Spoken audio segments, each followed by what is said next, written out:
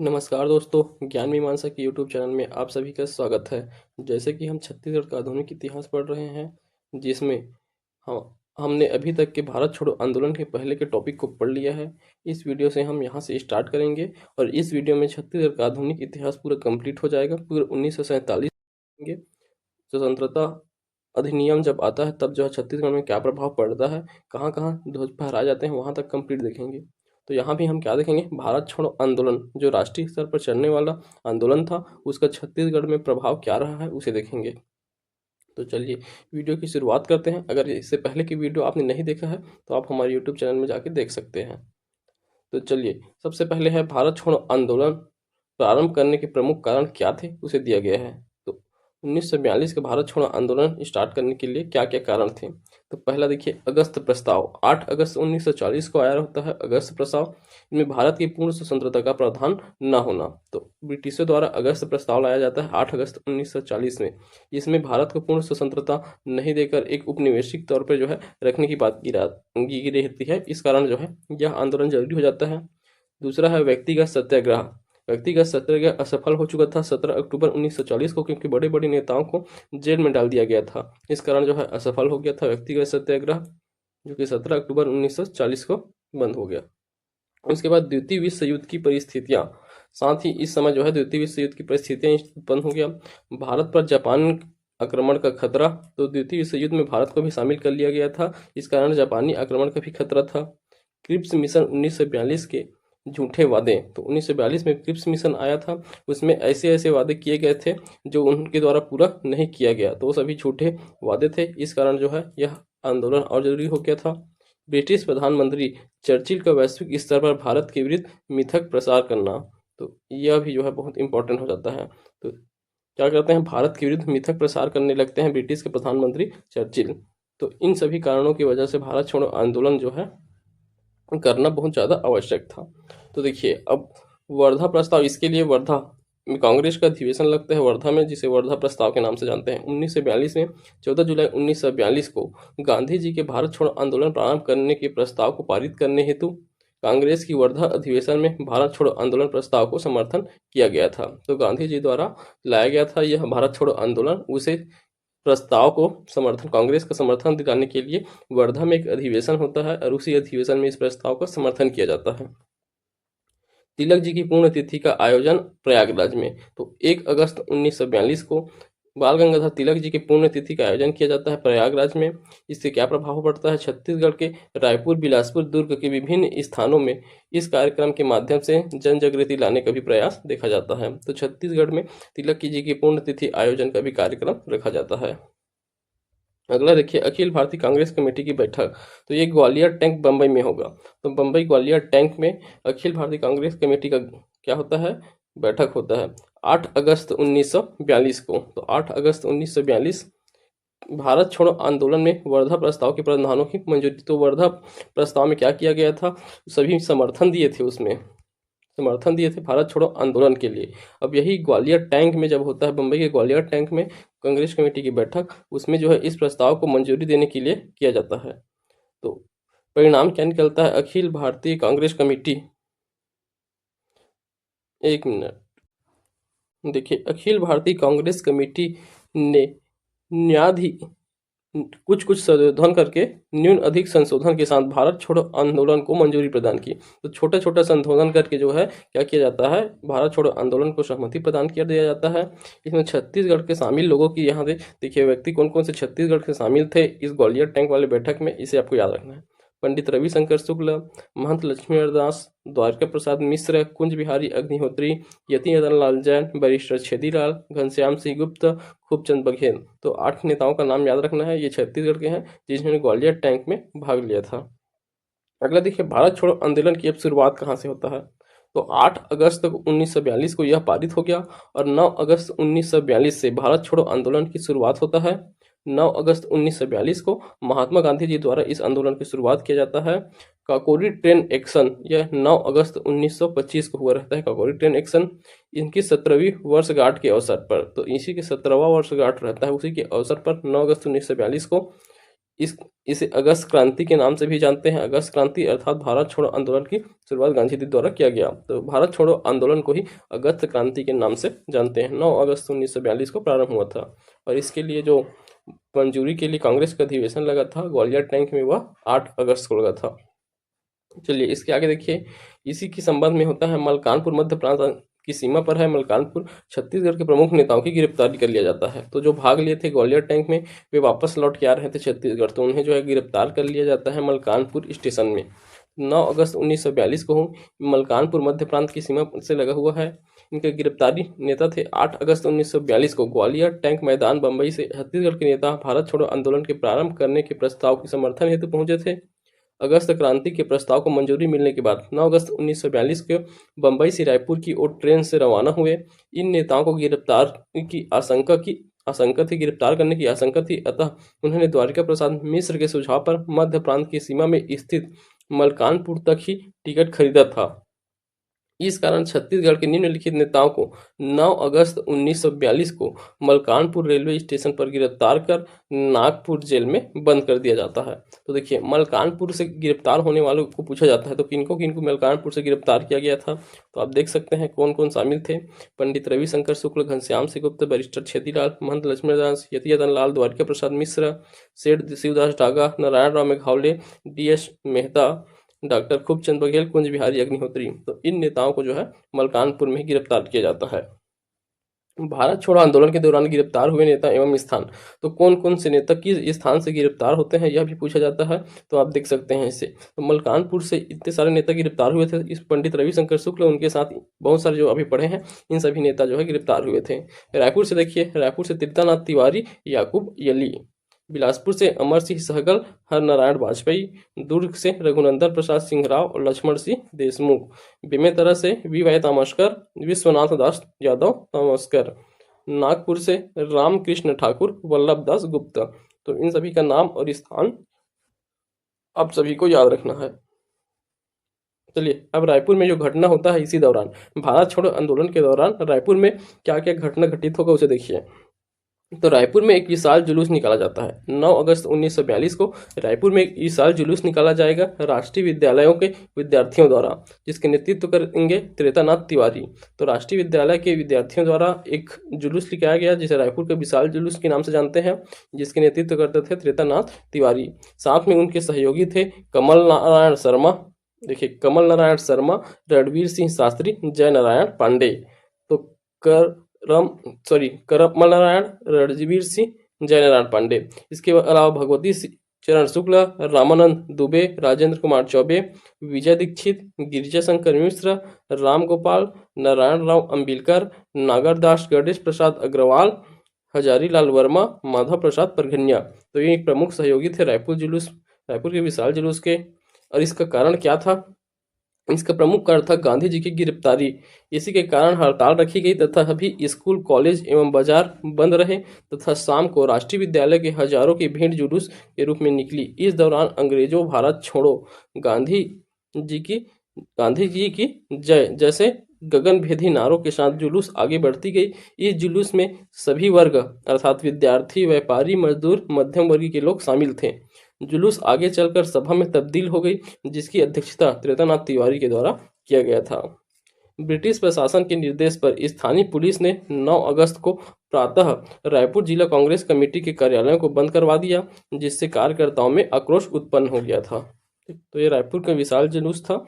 इसके जुलूस का नियंत्रण करने के लिए कौन किनका सहयोग रहता है देखिए। तो जुलूस नियंत्रण करने का प्रमुख योगदान था R.K. पाटिल यह रायपुर के तत्कालीन डिप्टी कमिश्नर थे। R.K. पाटिल, इनके अलावा जो है अन्य राजनेताओं में जय नारायण पांडे, रणवीर सिंह शास्त्री और कमल नारायण, इन तीनों द्वारा जो है सहयोग किया जाता है R.K. पाटिल का जुलूस को नियंत्रित करने में। इन सभी के प्रयासों से जो जुलूस के भगदड़ को नियंत्रित किया गया था। तो इतना आप याद रहेंगे, रायपुर का विशाल जुलूस था। और रायपुर में ही एक और होता है विद्यार्थी जुलूस का आयोजन। तो रायपुर में विद्यार्थी जुलूस का आयोजन 10 अगस्त को होता है, अगले दिन। कहाँ? गांधी चौक, रायपुर में। अब इस यहाँ के नेतृत्व करते रहेंगे रणवीर सिंह शास्त्री। इनको गिरफ्तार किया जाता है 10 अगस्त 1942 को ही और 26 सितंबर 1942। तो रणवीर सिंह शास्त्री को भी कहाँ से गिरफ्तार किया जाएगा? रायपुर से।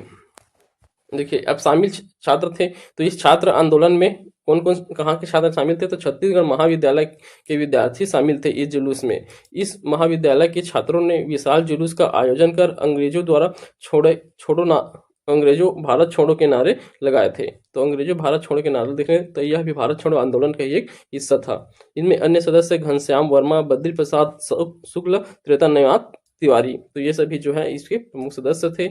इस जुलूस के बाद जो है रणवीर सिंह शास्त्री को गिरफ्तार कर लिया जाता है। तो ये रणवीर सिंह शास्त्री का कहाँ हुआ है गिरफ्तार, रायपुर में हुआ है। अब देखिए रायपुर में तिरंगा झंडा फहराने के अपराध में गिरफ्तार, तो कब, अगस्त 1942 में, किनके द्वारा, श्री रामकृष्ण ठाकुर, तो ये जो है ठाकुर प्यारेलाल सिंह के पुत्र हैं, ठाकुर रामकृष्ण इनके द्वारा रायपुर में तिरंगा झंडा फहराया जाता है। इसके अपराध में उन्हें गिरफ्तार किया जाता है रायपुर से।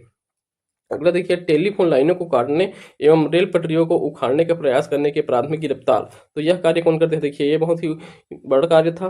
तो टेलीफोन लाइनों को काटना, रेल पटरियों को उखाड़ना, यह देखने को मिलता है सरोना रायपुर क्षेत्र में रणवीर सिंह शास्त्री द्वारा। तो रणवीर सिंह शास्त्री के द्वारा और उनके सहयोगी थे सच्चिदानंद सिन्हा, इन दोनों की गिरफ्तारी कर लिया जाता है, सच्चिदानंद सिन्हा और रणवीर सिंह शास्त्री का।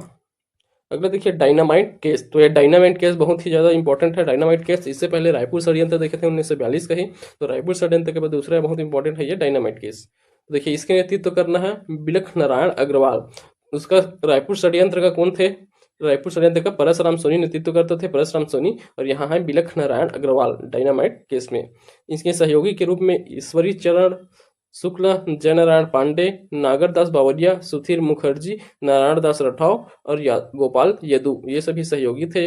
प्रशिक्षण देने का कार्य किए थे सुधीर मुखर्जी ने बम बनाने का प्रशिक्षण दिया था, बम बनाने, ये रायपुर षड्यंत्र में भी शामिल थे, वहां भी इनके द्वारा जो है बम बनाने का प्रशिक्षण दिया जाता है, और यहाँ डायनामाइट केस में भी बम बनाने का प्रशिक्षण। इनका उद्देश्य क्या था, राष्ट्रवादी नेताओं को जेल से निकालने के लिए रायपुर जेल की भीतरी की दीवार को डायनामाइट से ढहाने की योजना थी। तो जो नेताओं को जेल में डाल दिया गया था, तो उस जेल में जो है उनकी दीवारों को डायनामाइट से उड़ा के जो है जो जेल में बंदी है नेताओं, उनको जो है बाहर निकालना इसका प्रमुख उद्देश्य था। इस घटनाक्रम में तो देखिए बिलख नारायण अग्रवाल के नेतृत्व में रायपुर जेल की पिछली दीवार पर एक डायनामाइट लगाया गया। यद्यपि जेल की दीवार को क्षति पहुंची, तथापि राजबंदियों को छुड़ाने में कामयाबी हासिल नहीं हुई, क्योंकि वहां का जेल को डायनामाइट अच्छे से नहीं ब्लास्ट हो पाया, इसकी वजह से वहां का जो जेल की दीवार था उसे कोई क्षति नहीं पहुंचती है, इस कारण जो है किसी भी राजबंदियों को छुड़ाने में कामयाबी हासिल नहीं होती है। क्योंकि इसका भी एक कारण है, इसमें मुखबिर निकलते हैं अविनाश संग्राम द्वारा मुखबिरी कर दिया जाता है, अंग्रेजों को पहले से ही सूचना दे दिया जा रहा है। परिणाम देखिए इन क्रांतिकारियों ने विस्फोट तो किया, लेकिन राजबंदियों को मुक्त कराने में असफलता हुआ। तो इनके द्वारा विस्फोट किया गया, परंतु इन्हें जो है सफलता प्राप्त नहीं हुआ। देखिए 1942 में ही एक पत्रिका प्रसिद्ध है रायपुर में जो प्रिंट होता है, अग्रदूत पत्रिका। इसका प्रकाशन 1942 में भारत छोड़ो आंदोलन के दौरान किया गया रायपुर से। इसके संपादक थे केशव प्रसाद वर्मा। तो यहाँ से याद रखेंगे केशव प्रसाद वर्मा, अग्रदूत पत्रिका, ठीक, बहुत ज्यादा इंपॉर्टेंट है। ये भारत छोड़ो आंदोलन के दौरान जारी किया गया पत्रिका केशव प्रसाद वर्मा द्वारा, अग्रदूत पत्रिका। अब ये रायपुर का हो गया, रायपुर में जो जो घटनाएं हुए थे। अब हम देखेंगे बिलासपुर में क्या घटना घटित होता है भारत छोड़ो आंदोलन के दौरान। देखिए बिलासपुर का सबसे पहला घटना है गांधी चौक में विशाल जनसभा का आयोजन। 9 अगस्त 1942 को हुई विशाल जनसभा का आयोजन किया जाता है बिलासपुर के गांधी चौक में। इसका उद्देश्य गांधी जी के संदेश को लोगों तक पहुंचाना होता है, जिसके नेतृत्व करते हैं हर नारायण वाजपेयी। तो इनका नाम याद रखेंगे, हर नारायण वाजपेयी के नेतृत्व में यहाँ हर नारायण वाजपेयी को और उनके अन्य 12 साथियों को गिरफ्तार किया जाता है। तो हर नारायण वाजपेयी कहाँ गिरफ्तार होते हैं, बिलासपुर के गांधी चौक से। गिरफ्तारी का विरोध करते हुए विशाल जनसभा में देखते ही देखते भगदड़ मच गई। तब पुलिस ने भीड़ को नियंत्रित करने के लिए लाठीचार्ज कर दिया, जिससे कई लोग घायल हो गए। तत्पश्चात इस घटना ने भारत छोड़ो आंदोलन को बिलासपुर क्षेत्र के गांव-गांव तक पहुंचा दिया था। ठीक, तो सबसे पहले 9 अगस्त 1942 को गांधी चौक में एक विशाल जनसभा का आयोजन करके भारत छोड़ो आंदोलन के संबंध में जागरूकता फैलाया जाता है, जिसके अध्यक्ष नेतृत्व करते रहते हैं हर नारायण वाजपेयी। आगे देखिए भारत छोड़ो आंदोलन के संबंध में गिरफ्तारी 10 अगस्त 1942 को 10 अगस्त को अब गिरफ्तारी किया जाएगा।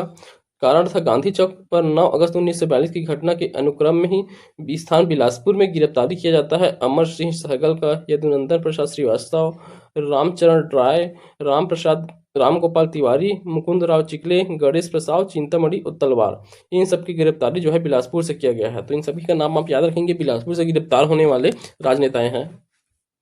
अगले देखिए, बिलासपुर में विशाल सभा का आयोजन 15 अगस्त 1942 को।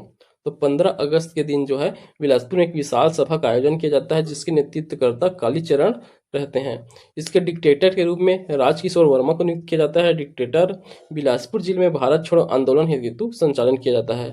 तो भारत छोड़ो आंदोलन का संचालन यहीं से देखने को मिलता है। 15 अगस्त को बिलासपुर में विशाल सभा का आयोजन होता है। 15 अगस्त 1942 को श्री कालीचरण की अध्यक्षता में ही हो रही सभा में एकत्र भीड़ पर लाठी चालन किया गया था। तो यहाँ भी लाठी चार्ज देखने को मिलता है। अगला घटना देखिए, बिलासपुर जिला कार्यालय भवन पर तिरंगा झंडा फहराना।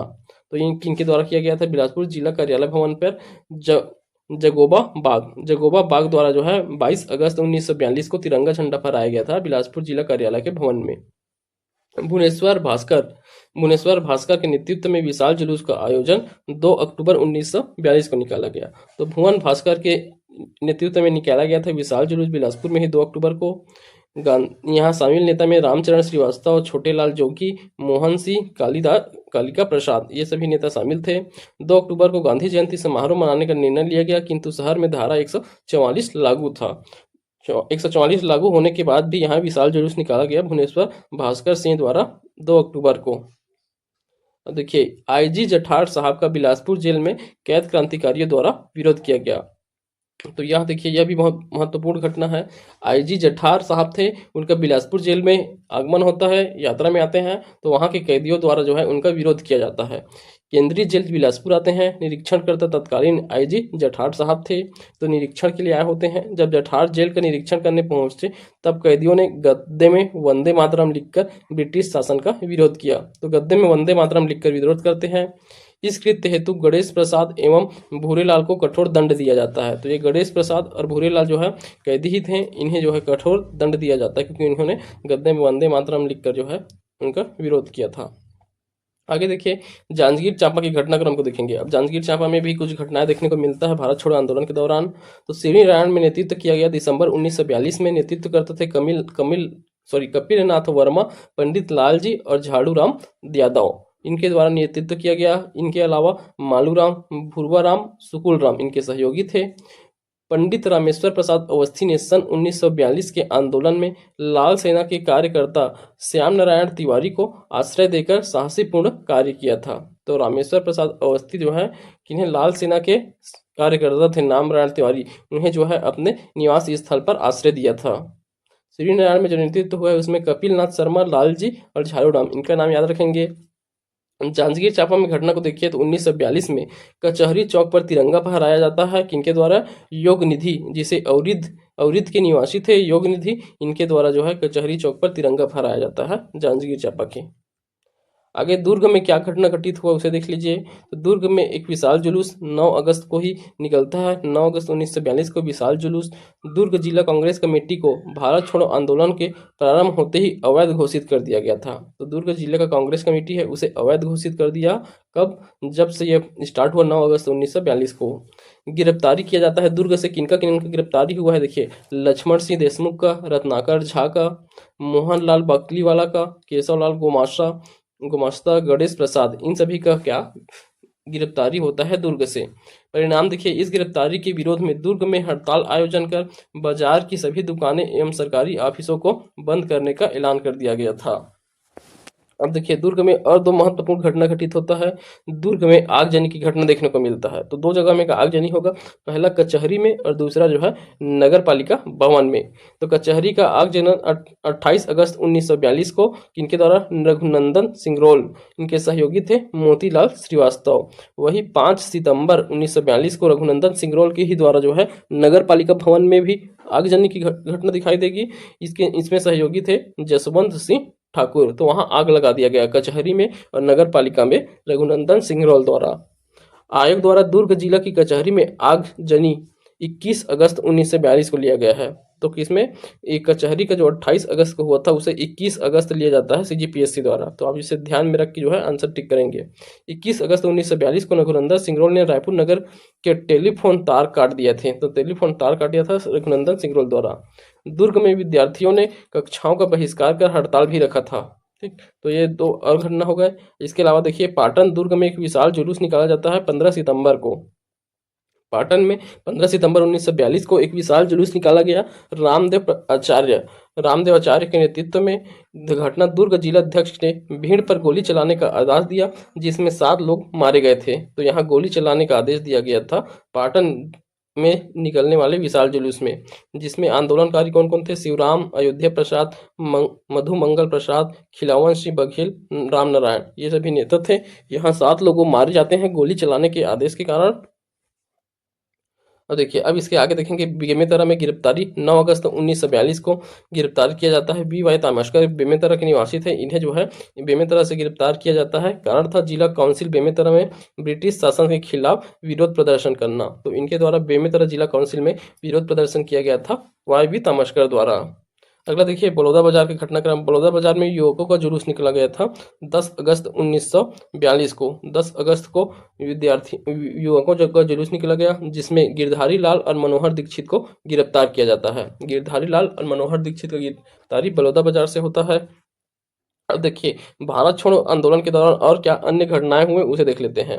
तो नागपुर हाई कोर्ट भवन में तिरंगा झंडा फहराना। तो 9 सितंबर 1942 को 9 सितंबर 1942 को ठाकुर रामकृष्ण सिंह यही इनके द्वारा ही पहले 10 अगस्त को भी झंडा फहराया गया था रायपुर में। अब यह जो है 9 सितंबर 1942 को नागपुर हाई कोर्ट भवन में तिरंगा झंडा फहराएंगे। ठाकुर रामकृष्ण सिंह इनके सहयोगी थे वल्लभ दास गुप्ता। ठाकुर रामकृष्ण सिंह एवं वल्लभ दुस्का दोनों को नागपुर लॉ कॉलेज के छात्र थे।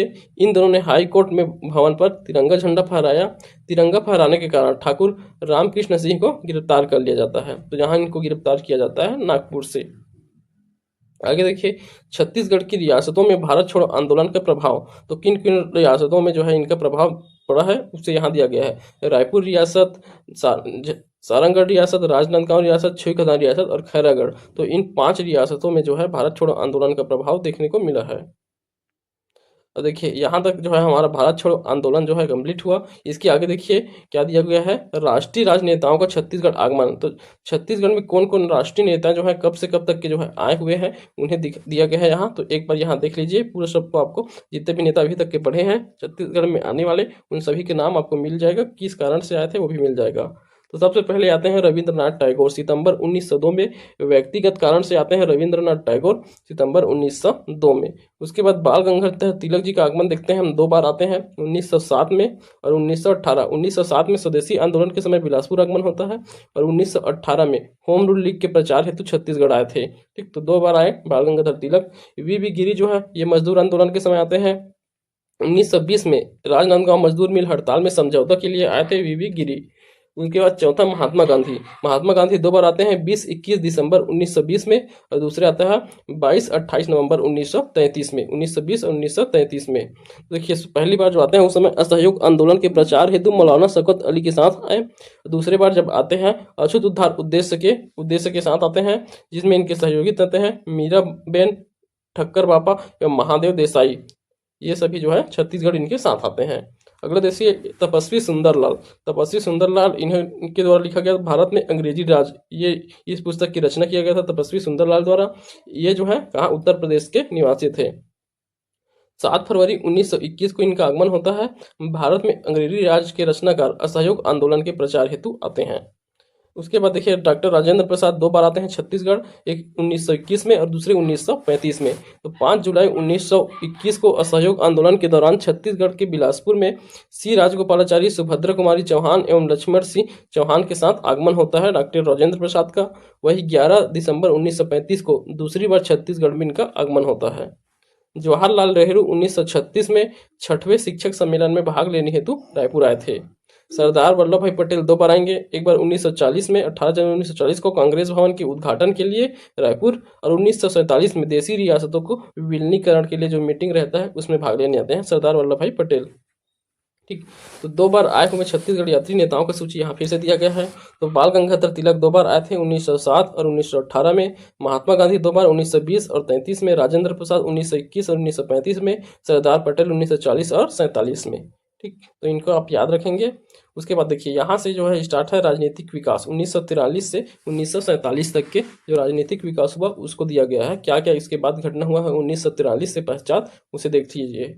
तो चलिए देखते हैं 1943 से 1947 तक जो राजनीतिक विकास हुए हैं, जो घटनाक्रम घटित हुए हैं, उन सभी को देखिए। तो सबसे पहले बिलासपुर जेल से मुक्त हुए बंदियों की सभा का आयोजन किया गया। बिलासपुर जेल से मुक्त हुए बंदियों का सभा आयोजन 7 दिसंबर 1944 को यह बिलासपुर में किया जाता है, जिसके नेतृत्व करते रहते हैं डॉक्टर रामचरण राय। इसमें सम्मिलित थे मथुरा प्रसाद दुबे, मुरलीधर मिश्रा, वासुदेव देवरस, ठाकुर बुद्धेश्वर सिंह, ठाकुर पूरन सिंह इनमें सम्मिलित हुए थे। वही देखिए दुर्ग में राष्ट्रीय सप्ताह मनाया जाता है 9 से 15 अगस्त 1945 को, 9 से 15 अगस्त 1945 को, जिसके आयोजक रहते हैं वी.वाई. तामस्कर। इसका प्रभाव दुर्ग के साथ पाटन, बालोद और बेमेतरा में शांतिपूर्वक और उत्साह के साथ इस सप्ताह को मनाया गया था। तो याद रखेंगे दुर्ग राष्ट्रीय सप्ताह 9 से 15 अगस्त 1945 को। रायपुर में गांधी जयंती सप्ताह मनाने हेतु 13 सितंबर 1945 को चुना गया। गांधी जयंती सप्ताह, इसमें बैठक 13 सितंबर 1945 को होता है, जिसकी अध्यक्षता बाबू हरि सिंह दरबार द्वारा किया जाता है। निर्णय पंडित रविशंकर शुक्ल द्वारा लिया जाएगा निर्णय। देखिए जिसमें जो है 26 सितंबर से 2 अक्टूबर तक गांधी जयंती सप्ताह मनाए जाने का निर्णय लिया गया इसके प्रमुख दिवस के रूप में। तो 26 सितंबर से 2 अक्टूबर तक प्रमुख दिवस के रूप में 7 दिन आयोजित किए जाएंगे। तो देखिए 26 सितंबर को गांधी चौक रायपुर में आयोजन किया जाएगा, कार्यक्रम का यहाँ से स्टार्ट किया जाएगा। फिर 27 सितंबर 1945 को आनंद समाज पुस्तकालय में विद्यार्थी कांग्रेस और राष्ट्रीय युवक संघ दिवस मनाया जाएगा। 28 सितंबर को टूरी हटरी, रायपुर का टूरी हटरी है वहाँ ग्राम उद्योग दिवस मनाया जाएगा। 29 सितंबर को गोल बाजार रायपुर में प्रौढ़ शिक्षा दिवस मनाया जाएगा। 30 सितंबर को रामसागर पारा रायपुर में मजदूर कांग्रेस दिवस मनाया जाएगा। 1 अक्टूबर को गुडियारी रायपुर में किसान कांग्रेस दिवस और 2 अक्टूबर को गांधी चौक पे गांधी जयंती आयोजित किया जाएगा। तो पूर्ण रूप से 26 से लेकर के 26 सितंबर से 2 अक्टूबर तक के गांधी जयंती सप्ताह मनाया गया, इन सभी दिवस को महत्वपूर्ण दिवसों के साथ साथ। ठीक, अब अगला देखिए बस्तर स्टेट पीपल्स कांग्रेस 1945 में बस्तर स्टेट पीपल्स कांग्रेस द्वारा ठाकुर प्यारेलाल सिंह द्वारा इसका गठन किया जाता है वर्ष 1945 में। बस्तर स्टेट पीपल कांग्रेस का गठन ठाकुर प्यारेलाल सिंह द्वारा 1945 में, जिसके अध्यक्ष ठाकुर प्यारेलाल सिंह थे। इसके सचिव थे जय नारायण पांडे। इसमें अन्य सदस्य में विनायक सखाराम दांडेकर, श्याम नारायण कश्मीरी, मदन लाल बागड़ी। इनका उद्देश्य था इस अंचल में निवासरत लोगों में राष्ट्रीय चेतना के साथ समाजवाद की विचारधाराओं को प्रचार प्रसार करना। तो बस्तर में जो है राष्ट्रीय चेतना को, समाजवाद और विचारधाराओं को प्रचार प्रसार करना जो है, ये सभी उद्देश्य के साथ बस्तर स्टेट पीपल कांग्रेस का गठन किया गया था ठाकुर प्यारेलाल सिंह द्वारा। मध्य प्रांत में दूसरा चुनाव होता है 1946 में। तो इसके मुख्यमंत्री रहते हैं पंडित रविशंकर शुक्ल। 1946 में मध्य प्रांत में जो दूसरा चुनाव होता है 27 अप्रैल 1946 को मुख्यमंत्री बनते हैं पंडित रविशंकर शुक्ल। यहाँ गृह मंत्री का भार द्वारिका प्रसाद मिश्र को दिया जाता है। विधानसभा अध्यक्ष घनश्याम सिंह गुप्ता, संसदीय सचिव राम गोपाल तिवारी। इस चुनाव में मध्य प्रांत विधानमंडल कांग्रेस को 112 में से 84 सीट प्राप्त होता है। तो टोटल 112 सीट में से जो है 84 सीट किन्हें कांग्रेस को प्राप्त होता है। शिमला समझौते के तहत पंडित रविशंकर शुक्ल को 13 जून 1945 को रिहा कर दिया जाता है। 13 जून 1945 को पंडित रविशंकर शुक्ल को रिहा किया जाता है। उन्हें पहले क्या किया जाता था, जेल कर दिया गया था। आगे देखिए समोदा में राजनीतिक सम्मेलन 7 से 8 दिसंबर 1946 को खूबचंद बघेल के नेतृत्व में हुआ था। समोदा में राजनीतिक सम्मेलन, तो याद रखेंगे समोदा का राजनीतिक सम्मेलन के नेतृत्व करते थे खूबचंद बघेल। 1946 में हुआ था। बिलासपुर विद्यार्थी सप्ताह 13 से 15 दिसंबर को मनाया गया भुवनेश्वर भास्कर सिंह के नेतृत्व में। 13 से 15 दिसंबर विद्यार्थी सप्ताह। तहसील राजनीतिक सम्मेलन बेमेतरा, तो बेमेतरा का तहसील का राजनीतिक सम्मेलन 31 दिसंबर 1946 को मोहनलाल बाकलीवाला के नेतृत्व में किया गया। मोहनलाल बाकलीवाला।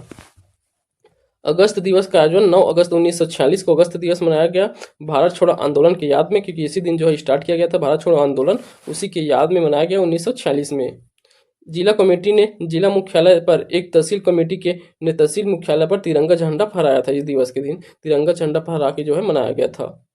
देखिए, छत्तीसगढ़ में स्वतंत्रता दिवस आंदोलन 1946 में किया गया था। स्वतंत्रता दिवस आंदोलन अपील कर रहे थे महंत लक्ष्मी नारायण दास ने स्वतंत्रता दिवस मनाने के लिए रायपुर के कार्यकर्ताओं से अपील की, जिसमें 26 जनवरी को प्रायः सभी छोटे बड़े नगरों में व तहसीलों में तिरंगा फहराया गया था स्वतंत्रता दिवस के रूप में।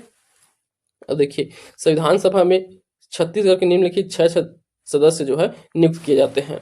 तो संविधान सभा 1946 में बनता है, तो वहाँ जो है 6 सदस्य छत्तीसगढ़ के गए रहते हैं। इनमें से 3 सदस्य जो है मध्य प्रांत के आते हैं, ब्रिटिश प्रांत से, और 3 सदस्य देसी रियासतों से जाते हैं।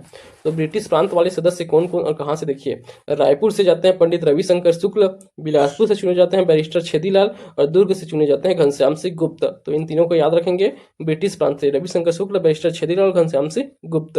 वही देसी रियासतों से देखिए, तो सरगुजा रियासत से जाते हैं रघुराज सिंह दीवान, तो इनके सामंत थे, ये नरेश थे सामंत, सरगुजा रियासत के सामंत थे रघुराज सिंह दीवान। उन्हें जो है भेजा जाता है।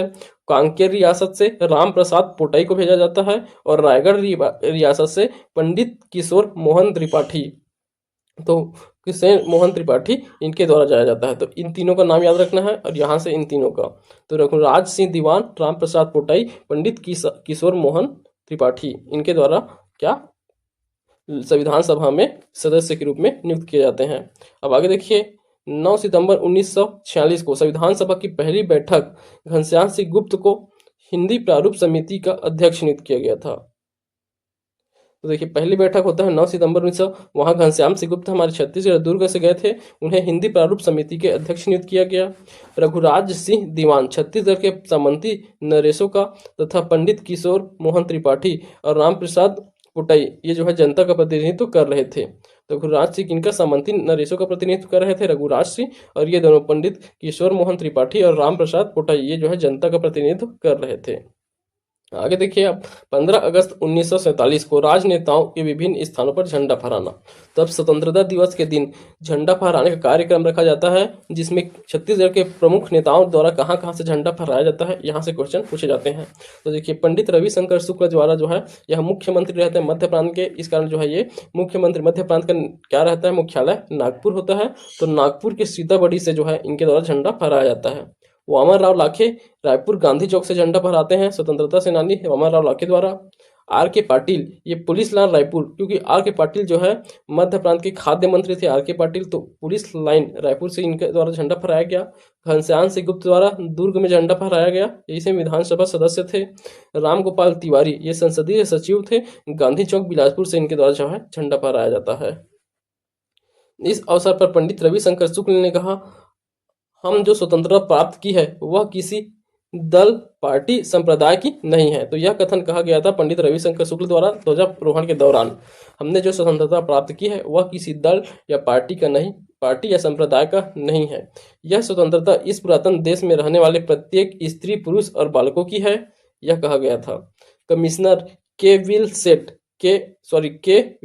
एल सेट 200 बंदियों को स्वतंत्रता दिवस के अवसर पर जेल से रिहा किया जाता है। तो यही नागपुर के कमिश्नर थे, इनके द्वारा 200 बंदियों को रिहा कर दिया गया। छत्तीसगढ़ की सभी जेलों, तहसीलों, गांवों व परगनों में स्वतंत्रता दिवस का आयोजन किया गया था। ठीक, तो ये हमारा छत्तीसगढ़ के आधुनिक इतिहास मुख्य रूप से यहाँ से कंप्लीट होता है 1947 के स्वतंत्रता आंदोलन से। अब इसके बाद दिया गया है छत्तीसगढ़ में हुए किसान आंदोलन को दिया गया है। तो यह भी छोटा सा टॉपिक है, इसे भी पढ़ लेते हैं। किसान आंदोलन छत्तीसगढ़ में कहाँ कहाँ किसान आंदोलन हुए हैं। तो देखिए, ब्रिटिश शासनकाल में भारत के साथ साथ ही छत्तीसगढ़ में अनेक रियासतों एवं जमींदारों में कृषक शोषणकारी नीतियों के विरुद्ध किसानों ने अपने न्यायोचित मांग के लिए आंदोलन प्रारंभ किए। इस क्रम में छत्तीसगढ़ के प्रमुख किसान आंदोलन का विवरण यहाँ दिया गया है।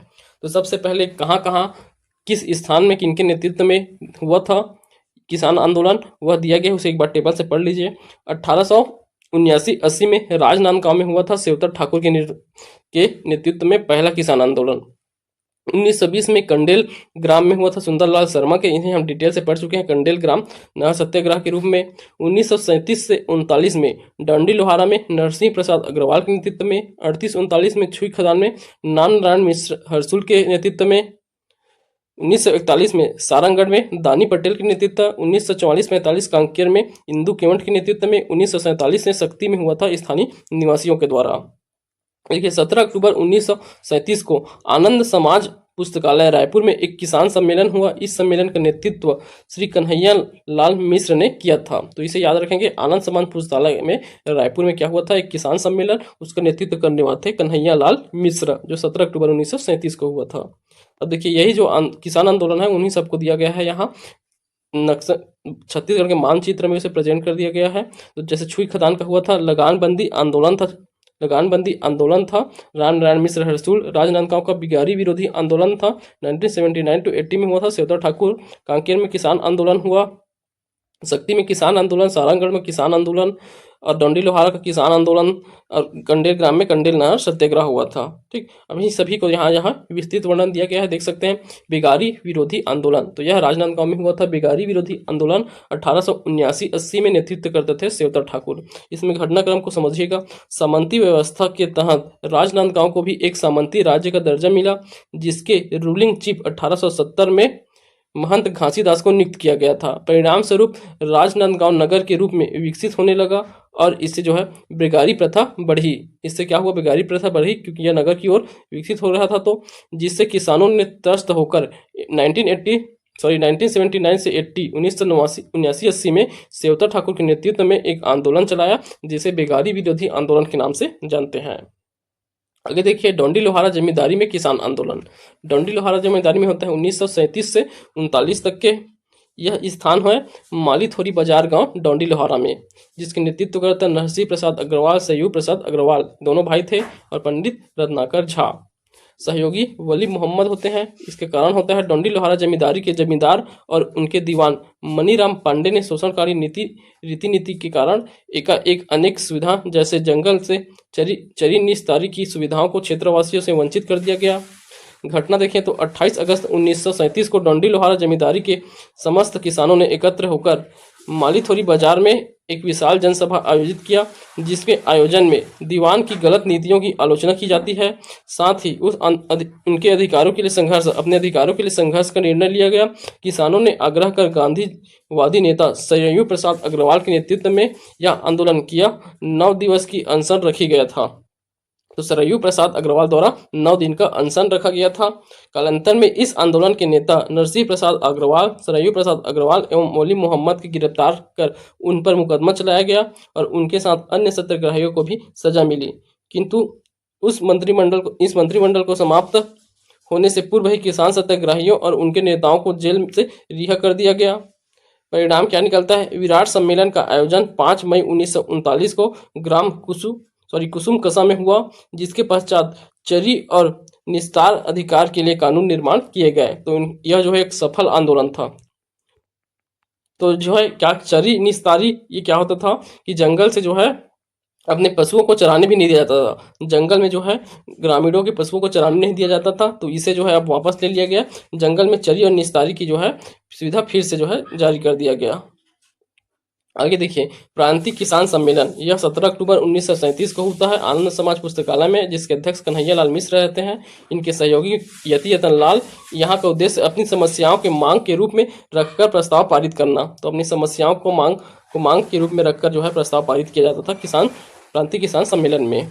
आगे देखिए, छुई खदान रियासत में लगानबंदी आंदोलन 1938-39 में हुआ था। छुई खदान रियासत में अंग्रेज भक्त दीवान की शोषणकारी नीति के कारण, जिसके नेतृत्व करते थे रामनारायण मिश्र हरसूल, तो ये जो है एक डिक्टेटर थे। तो इनके द्वारा जो है नेतृत्व किया गया था छुई खदान रियासत का, जो लगानबंदी आंदोलन हुआ था उसका। देखिए, इसे जो है बारदोली के सत्याग्रह के समतुल्य माना जाता है। इसमें घटनाक्रम क्या हुआ था, देखिए, छुई खदान के जो किसान आंदोलन था उसे बारदोली सत्याग्रह की संज्ञा दिया गया है। इसमें घटना हुआ था, दीवान की शोषणकारी नीति को से अवगत कराने की रामनारायण मिश्र गांधी जी से मिलने दिल्ली गए थे, जिससे गांधी जी एवं अन्य कांग्रेस नेताओं के अनुसार रियासत के अंदरूनी मामलों में हस्तक्षेप कोई भी कार्य रियासती जनता के हित को नुकसान पहुंचाएगा। गांधी जी ने इसी धारणा के कारण लगानबंदी आंदोलन में हस्तक्षेप से इनकार कर दिया और गांधी जी के परामर्श से यह आंदोलन स्थगित कर दिया गया था। तो यह आंदोलन स्थगित कर दिया गया क्योंकि गांधी जी जो है इस रियासती मामले में नहीं पढ़ना चाहते थे। आगे देखिए, सारंगढ़ रियासत में किसान आंदोलन 1941 में होता है सारंगढ़ में, जिसके नेतृत्व करते हैं दानीराम पटेल, जो परसाडी के गौटिया थे दानीराम पटेल, उनके द्वारा नेतृत्व किया गया। कारण चरी नामक कर के विरोध में, तो चरी नामक कर दिया जाता था, अर्थात जो है चारा के लिए कर दिया जाता था। परिणाम क्या है? तत्कालीन सारंगढ़ नरेश जवाहर सिंह ने रियासत में ली जाने वाली बेगारी की समाप्ति की घोषणा कर दिया जाता है। कांकेर में किसान आंदोलन देखिए 1944-45 में होता है। कांकेर रियासत में इसका नेतृत्व करते हैं इंदु केवट, जो कि उन थे सुरंगदाह गांव के गौटिया थे इंदु केवट, उनके नेतृत्व में किया जाता है। घटनाक्रम देखिए, पहले कारण दीवान JN महंत को हटाकर टी महापात्र को कांकेर रियासत का दीवान बनाना उनका मांग रहता है। दीवान टी महापात्र ने 1944 में नवीन भू बंदोबस्त लागू किया। तो देखिए, टी महापात्र को दीवान बनाया जाता था, पहले दीवान थे JN मेहता। तो टी महापात्र जो है बहुत शोषण करते थे, इस कारण जो है उनके विरोध में बनाया गया, उन्हें बनाया गया था दीवान। इसी कारण जो है यह आंदोलन किया गया। 1944 में उनके द्वारा नवीन भू बंदोबस्त लागू किया गया। इस नवीन व्यवस्था के अंतर्गत राजस्व वसूली का जिम्मा ठेका प्रणाली पर दे दिया गया, जिससे अधिक राजस्व वसूली हेतु गांव के गौटिया किसानों का शोषण करने लगे। इस नवीन भू राजस्व व्यवस्था से लोगों में तीव्र असंतोष फैल गया और इंदु केवट ने लोगों को लगान न पटाने के लिए प्रेरित किया, जिसका परिणाम विद्रोह की व्यापकता को देखते हुए रियासत प्रमुख भानु प्रताप देव ने किसान विद्रोहियों को समझौता कर लिया था। तो उस समय थे इस रियासत के प्रमुख थे भानु प्रताप देव, उनके द्वारा किसानों से समझौता कर लिया जाता है। अंतिम देखिए, शक्ति रियासत में किसान आंदोलन, तो यह नवंबर 1947 में होता है। शक्ति में स्थानीय निवासियों के नेतृत्व में किया जाता है। इस आंदोलन में ठाकुर प्यारेलाल सिंह की भूमिका उल्लेखनीय रही। इसका तत्कालिक कारण था लीलाधर सिंह के शोषणकारी कृषि नीति के कारण हुआ था। शक्ति रियासत में भारतीय संघ में विलीनीकरण के बाद कृषक आंदोलन भी जारी रखा था। तो यह जो है भारत में विलय होने के पश्चात भी यह कृषक आंदोलन जारी रहा था। तो ये हो गया भारत के समकालीन जो है छत्तीसगढ़ में भी जो किसान आंदोलन हुए हैं वे। अब इसके बाद जो है इसमें टॉपिक कौन सा बन जाता है? विलीनीकरण। तो देशी रियासतों का भारत संघ में जो विलय होगा उस टॉपिक को हम, छोटा सा टॉपिक है उसे पढ़ेंगे। इसमें बहुत डिटेल्स दिया गया है इस बुक में, पर पूरा नहीं पढ़ना है, सभी रियासतों के संबंध में हमें नहीं पढ़ना है क्योंकि टाइम बहुत कम है। तो हम जो है शॉर्ट में उसे एक बार देखेंगे जो एग्जाम में पूछे जाते हैं उसी तरह से। तो अगर आपको हमारी वीडियो पसंद आ रहा है तो वीडियो को लाइक कीजिए, शेयर कीजिए, चैनल को सब्सक्राइब कीजिए। धन्यवाद।